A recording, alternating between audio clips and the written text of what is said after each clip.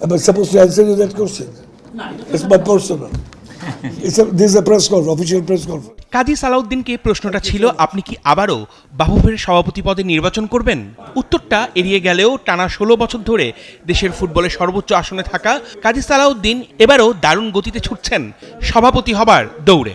কার্যনির্বাহী কমিটির সভা, সিনিয়র ভাইস প্রেসিডেন্ট সালাম মুর্শিদি ছাড়া উপস্থিত ছিলেন বাকি ৪ জন সহ সভাপতি।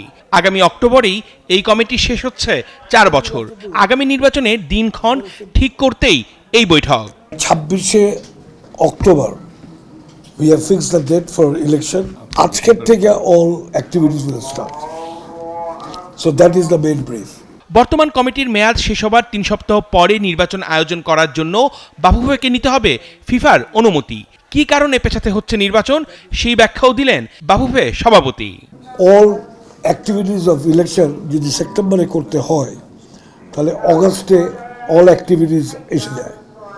তো আমাদের এখানে অনেক মেম্বার অফ পার্লামেন্ট অনেকে আছে, তারা শোকের মাস অগাস্ট মাসটাকে যেন ওই ফুটবল নিয়ে লাফালাফি না হয়, যে জন্য এটাকে শিফট করা হয়েছে সেপ্টেম্বরে।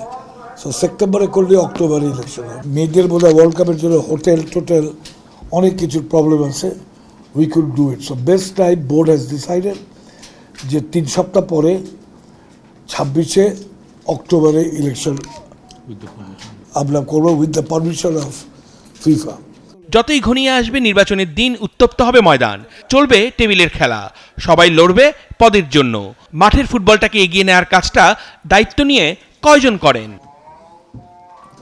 অর্ণব বাপি, ৭১।